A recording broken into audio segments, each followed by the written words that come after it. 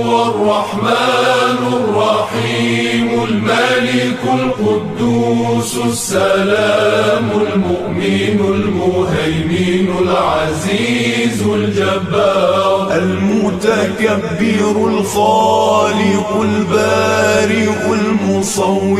الغفار القهار الوهاب الرزاق الفتاح العليم القابض الباسط الخافض الرافع المعز المذل السميع البصير الحكم العدل اللطيف الخبير الحليم العظيم الغفور الشكور العلي الكبير الحفيظ المقيت الحسيب الجليل الكريم الرقيب المجيب الواسع الحكيم الودود المجيد الباعث الشهيد